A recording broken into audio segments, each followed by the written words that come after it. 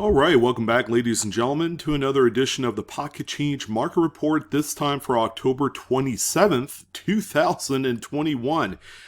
I think we have one more Pocket Change Market Report for the month of October. Strangely enough, we're there. We're at the end of October, and another busy month. Another busy month from what I could see. I think a lot more people are certainly invested in trying to find and cherry pick some really cool errors and varieties out there in the wild today. Again, if you're able to, if you're able to cherry pick coins from a coin shop or a coin show, if you got one of those nearest you, and you hit something really big, and sometimes it's just not for your collection, and you just want to make some extra money.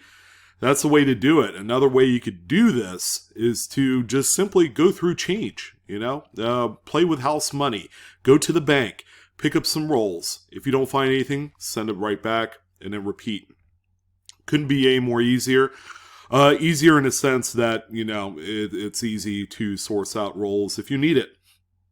Now, some of you obviously are going through a little bit of a coin shortage.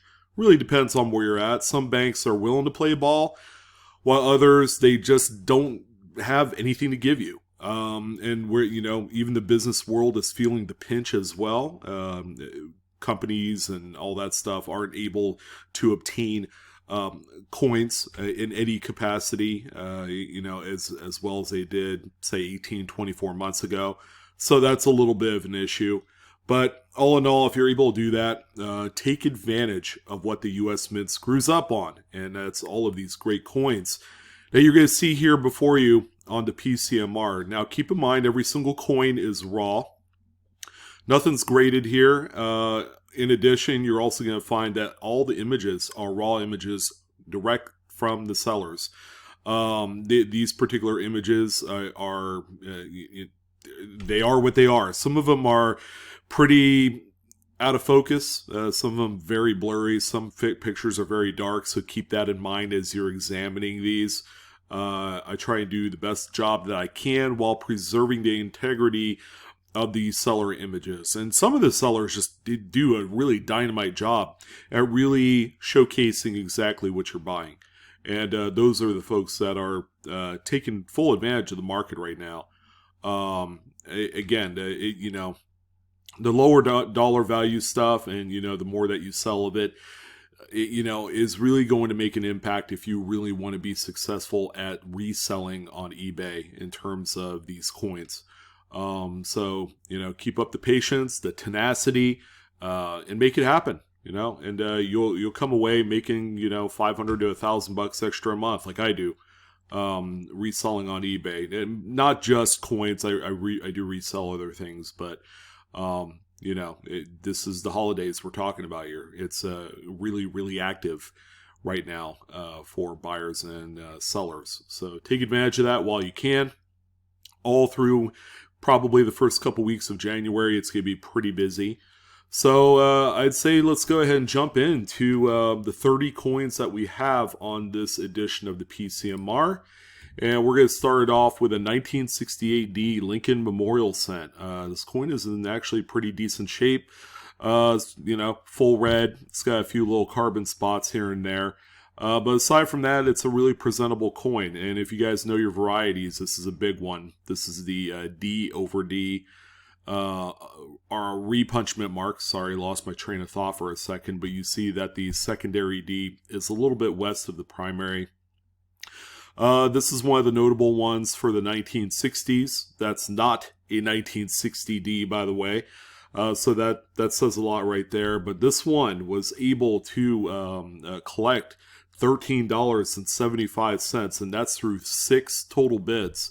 So that's not too bad. And again, keep in mind, this is not one of those like super high-end rare varieties. This is something that you could find with enough digging.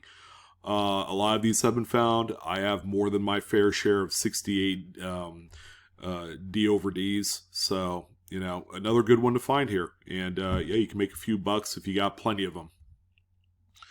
And also check out your scrap silver. We just have a plain old 1896 Morgan dollar.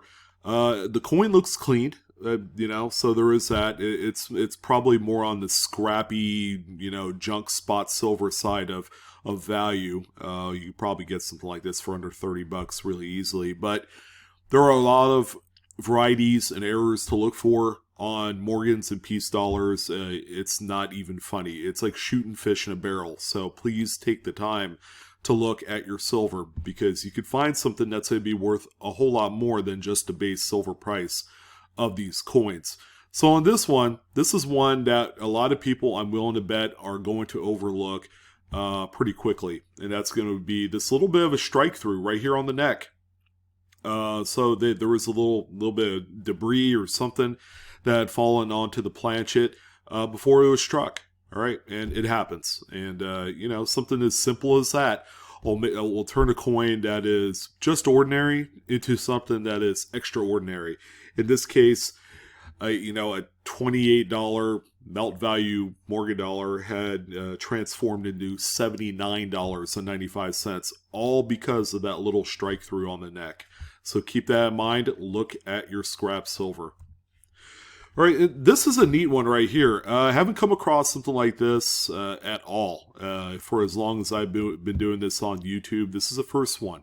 This is the first. What we have here is a 2011 mint set. Now, there is a P&D set with all the coins. I believe altogether it's like 28 coins. But the Philadelphia set, make sure you guys are looking at these. Philadelphia minted coins are known to have various strike-throughs and all sorts of weird stuff going on. But on this one, the Kennedy half dollar has a pretty nice strike through right here at the top of the coin, about K12, 12 o'clock position, thereabouts. So, wow. I mean, I thought they white glove these things, but apparently not. These can have, again, strike throughs, die cracks, cuds, you name it. I've seen them all. Now, the seller did offer up both the P and D set, but highlighted this specific coin as to why you should buy it. Now, typically, a P and D set of 2011 coins in their original government packaging would typically sell for under $10. But in this particular case, maybe a little bit more. I forgot there were dollar coins in these. But yeah, somewhere like $10 to $15. But with the Kennedy half dollar error, this one was able to jump up to $45.65, and that's with 9 bids altogether. So there was definitely some action between a number of bidders. Even has a little bit of a strike through right here on the jawline of Kennedy, which is kind of neat as well. Here's a 1999 Lincoln Memorial Cent. This is a coin that is struck off center by about 20%.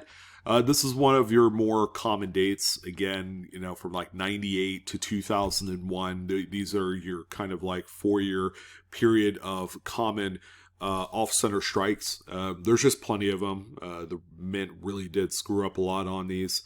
However, this one is in really nice shape. And I do know collectors of this type of error, they like to assemble full date sets, either by the decade or just a total series, which is a lot more challenging. This particular coin right here is sold for $21.49. Up next, this is a pretty cool cherry pick. It's a unknown date Liberty Nickel. Well, I do know for a fact that it's in 1883. You know how I know? Because it doesn't say the word cents on the reverse. Now, after a period of time, the U.S. Mint had determined, by leaving the word cents off the back of the nickel, unscrupulous individuals were gold plating these and trying to pass them off as half eagles, because they did have the Roman numeral 5 on the back, but it didn't designate exactly the type of denomination. All right, so that about halfway through the production year of the 1883 nickels, they had added the word cents in place of E pluribus unum right here. And there you go. That kind of ends that fiasco, and boy, was it a fiasco back then.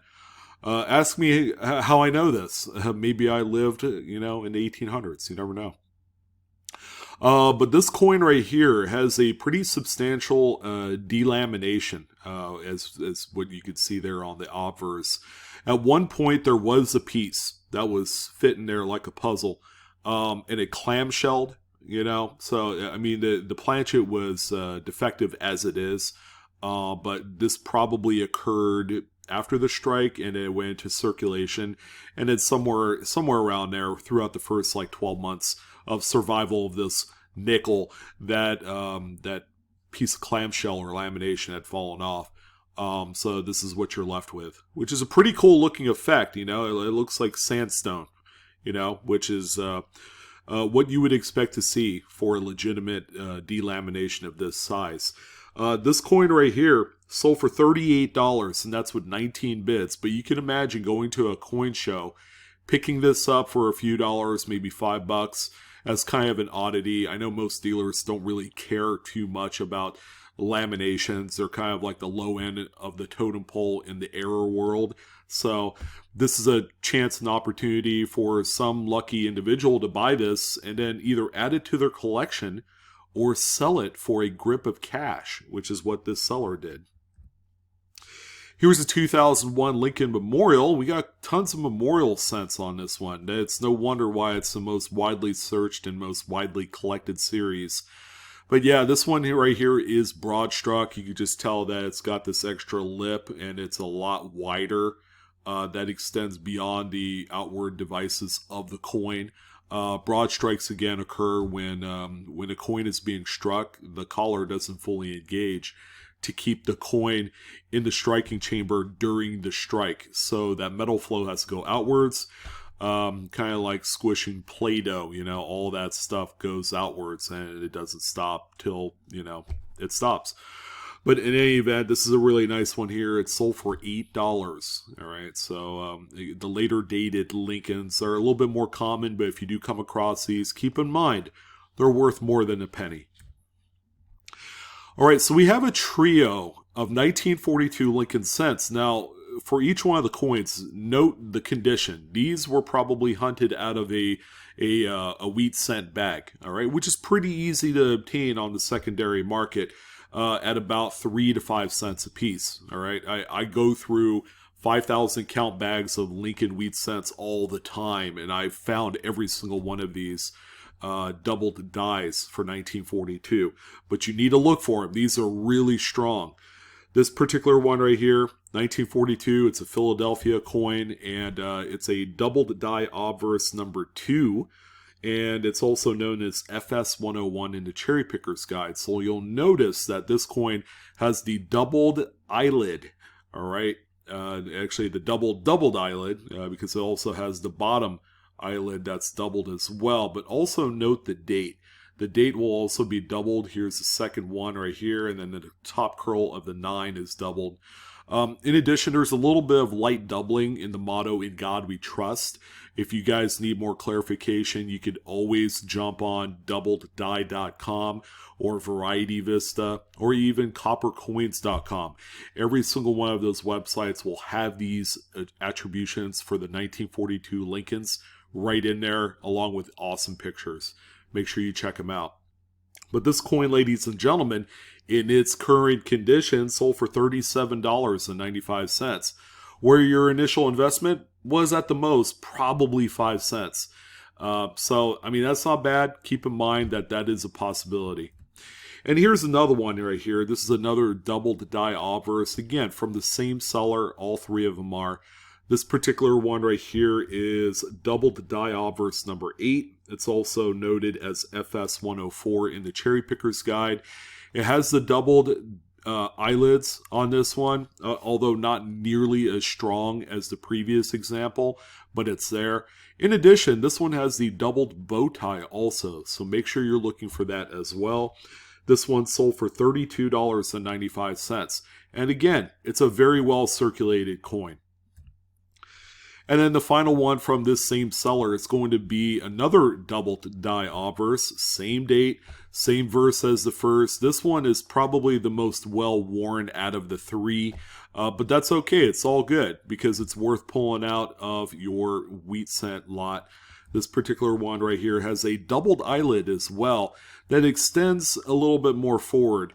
This one right here is noted as doubled die obverse number 6. and it is noted as FS103 in the Cherry Picker's Guide. This particular one also has a little bit of light doubling in the motto. It's more easier to see on better condition coins, but you know, it's there. This one right here is sold for $32.95 as well, same as the previous coin. All right, so we got our first piece of paper on the list, and it's going to be a 1977 $1 Federal Reserve note. This is one of my favorite errors. This is a gutter fold, but wait, there's more. There's two gutter folds on this particular note. Now, gutter folds occur when there is a little wrinkle in the sheet, and it's not stretched out prior to the printing process. So at worst, you know, you have the first print that printed over the unstretched wrinkle in the sheet. In this case, double or triple wrinkles. There could be a lot of wrinkles on the sheet.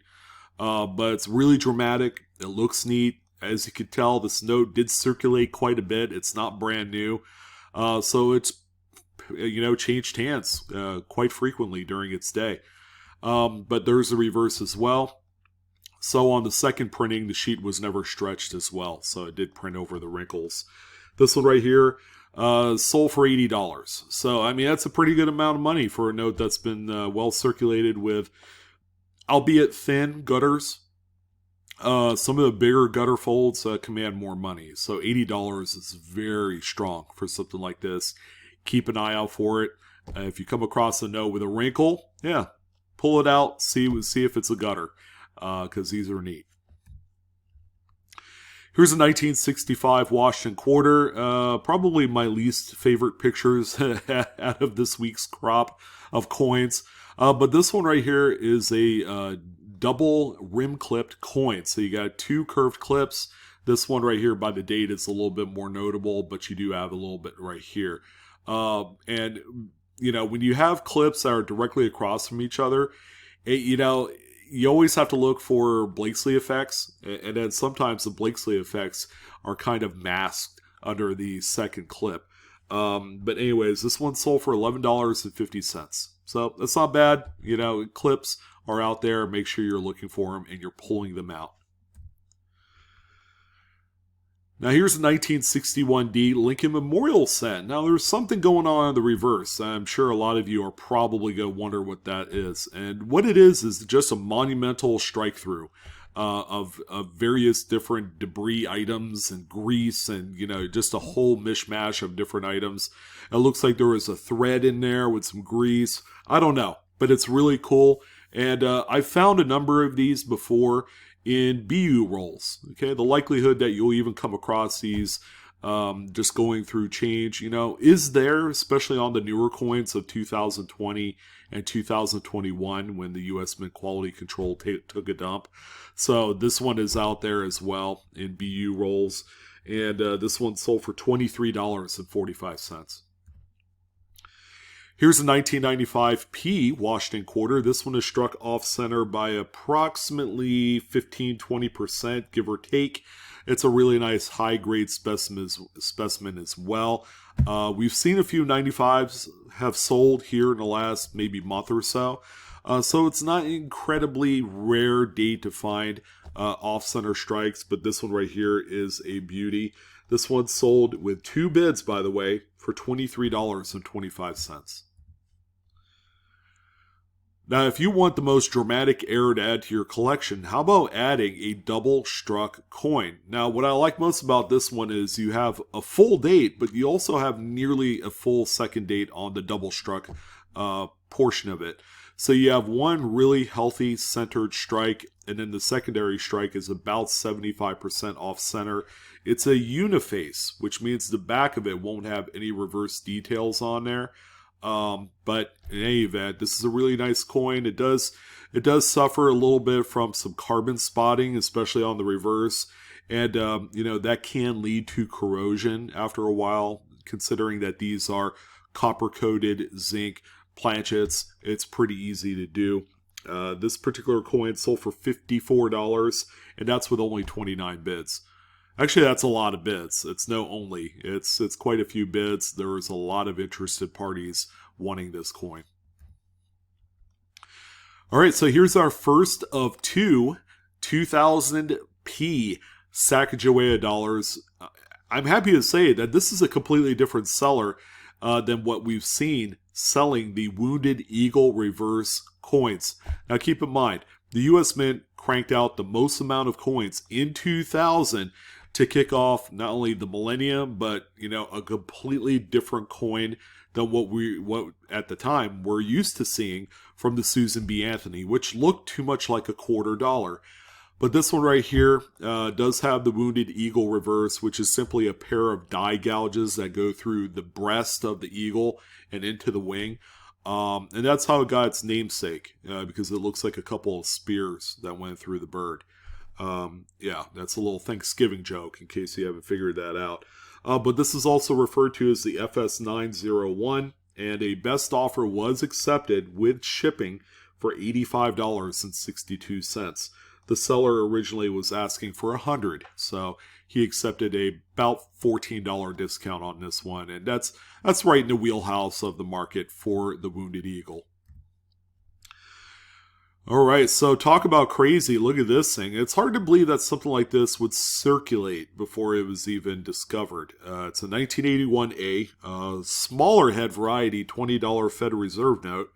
And as you can see, the third print is way misaligned off this thing. So the serial numbers, the district seals, and the quad corner numerals, the 2s on there are way off kilter. Man, this thing's crazy. But yeah, it's hard to believe. Look at all the soiling on there and the folding lines. And it looks like there was a little bit of maybe a spindle hole or something here on the left side of the note. But this is really cool. And this one sold for $381.25, which that's all the money in the books for something like this, because it's worth it. Any sort of alignment issues with the printing will jack up the values of any note.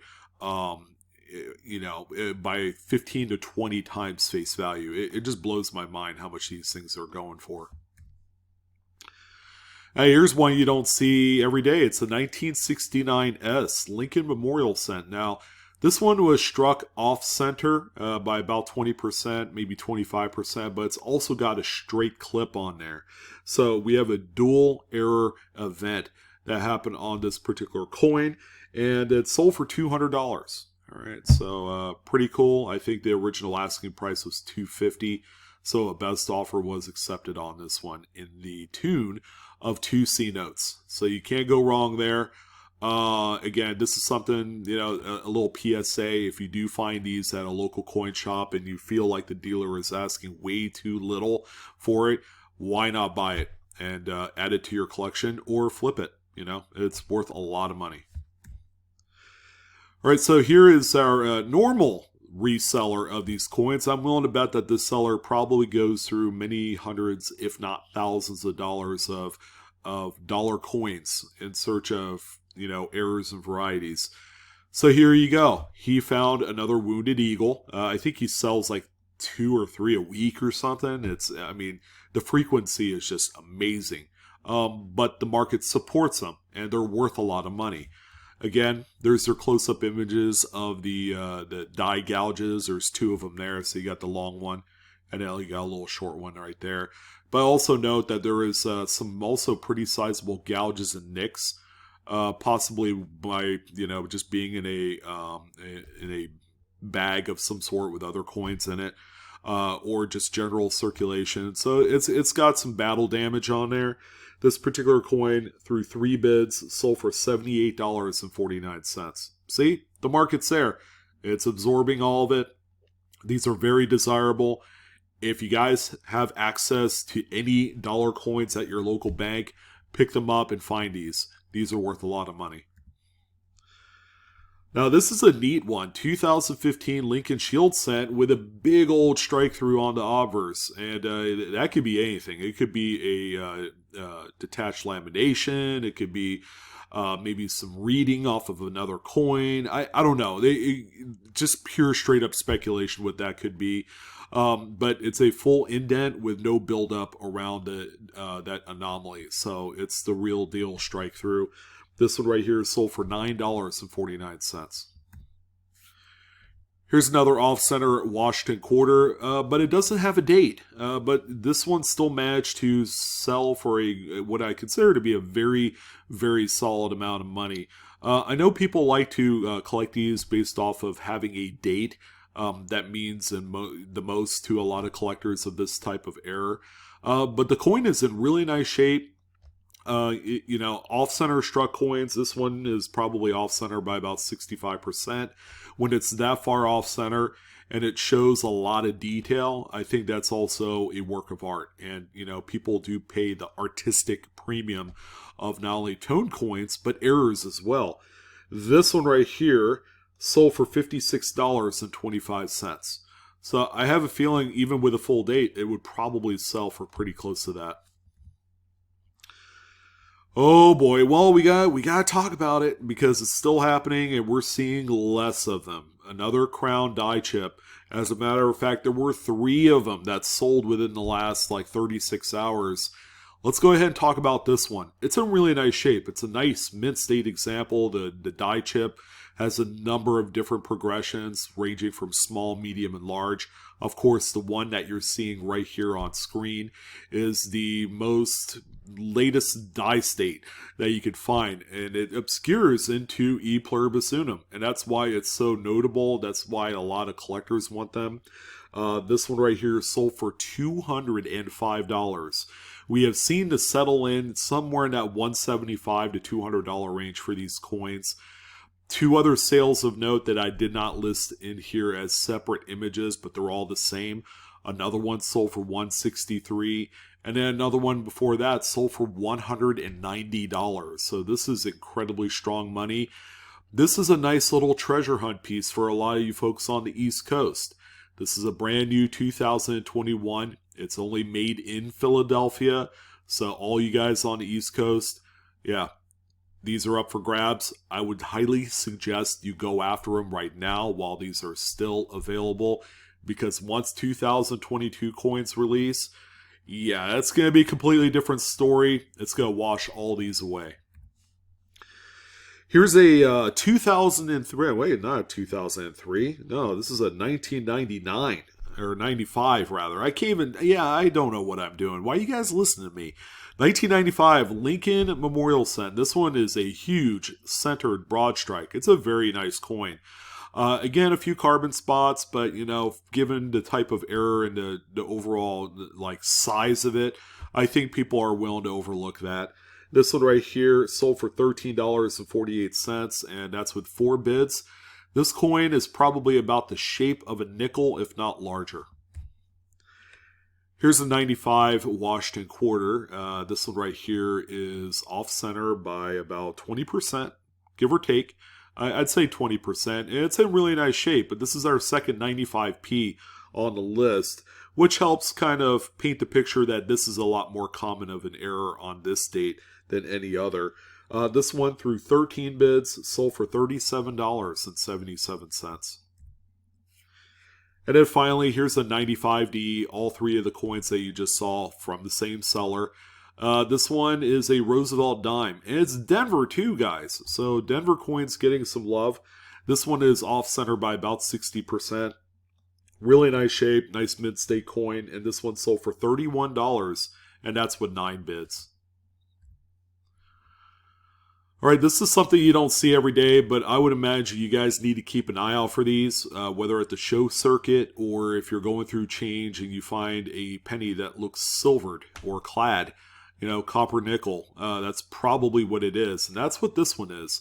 This is just a really nice, raw, ungraded example of a 65 Lincoln that was struck on a dime planchet. So you notice that the coin is about the size of a dime. It's a little bit close. It's eating into some of the devices.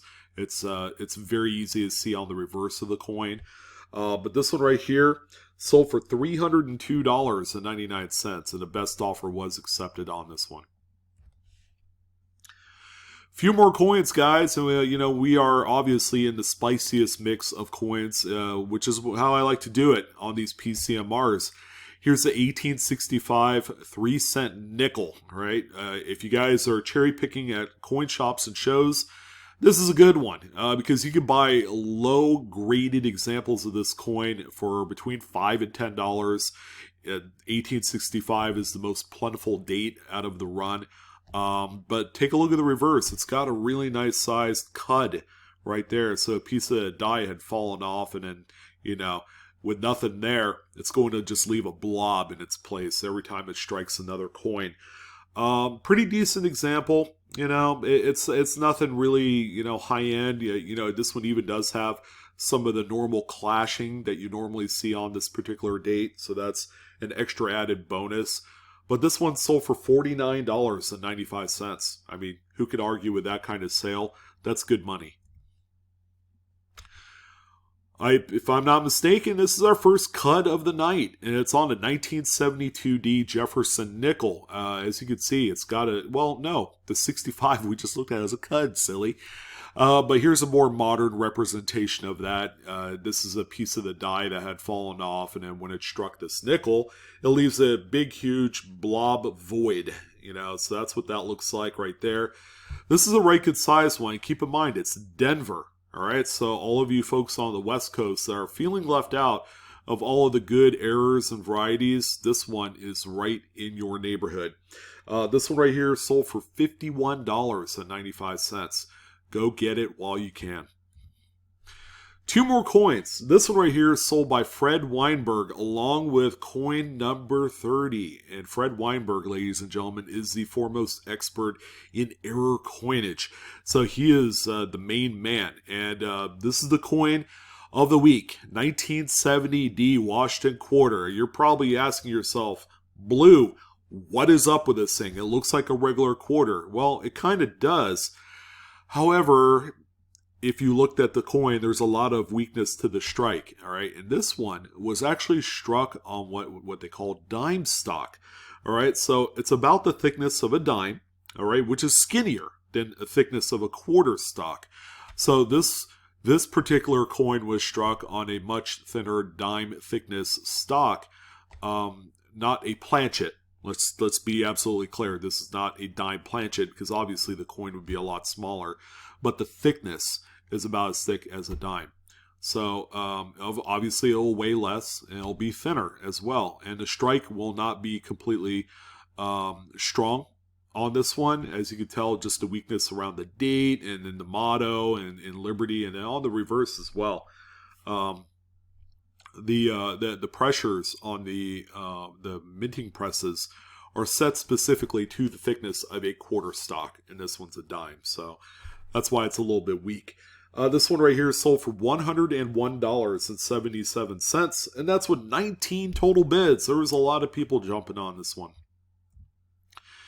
And then finally, one of the most impressive errors that you could find is going to be on a proof coin. This is a 1978S. The date in itself is not special. Well, it's special to me because that's when I was born. But yeah, how about a die clash dies on this one? I mean, this is good old Jailbird, Jailhouse Rock, Lincoln right here with those memorial bays right there in the fields. Man, this thing is beautiful. But this is like one of the ultimate errors you could find in proof sets. And this one, considering it's on a very, very cheap proof set, a 78, means a lot. A 78 proof set, I believe, is like $4 or $5, if not less.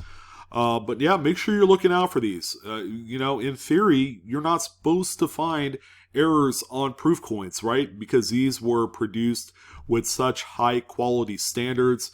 They were probably white gloved and they were hand inserted into the government mint packaging, yada yada, go on and on. I mean, this is a fantastic error. Make sure you're looking out for these. I own a few myself, but after seeing how much this one sold for, I might have to consider selling. And keep in mind, this is like 25, 30 years of searching. And I have like 2 or 3 examples of die clashing on pennies and a couple nickels. So that says a lot. They're quite scarce for a reason, because they are, and they're very widely desired. This one right here is sold for $155.50. And that's with 32 bids, by the way. Wow. This one, people did know that there was a lot of desirability in this, and there was a lot of nitpicking at the bids to get it where it sold for here in the last day or two. But what a way to end the good old pocket change market report. Haven't done a video in a few days, but I want to thank you guys for tuning in to this video. Keep in mind, we are back on with the live coin Q&A show this Monday night. If you haven't been there, come to our YouTube channel, Live Coin Q&A, where you get to hang out with a panel of coin people. We do a live stream every Monday at 5:30 Pacific, 8:30 Eastern, and you can always submit us your coin questions. If you got pictures you want to send us, what is this error called? What do I do from here? The only thing that we don't do is talk about price, because price is however much someone's willing to pay for it. But if you don't have anything, we're going to let you know as well. We're just down to earth, very real. We're very, cut to the chase. It's all a great group. So come join us. Send us your coin questions, and that email's info@livecoinqa.com. And we'll take a look at it for you. But that's going to go ahead and do it, my Coinaholics. We are discovering together each and every single day. Don't forget to like, share, and subscribe if you enjoyed today's content. Hit the dislike button if you don't. Really, seriously, let us know. But that's it, guys. That's going to go ahead and do it. I wish you guys the best of luck in all of your hunting. I wish you guys the best of luck in finding coins in general, right? But that's it. I will talk to you guys on the next coin video. Take care.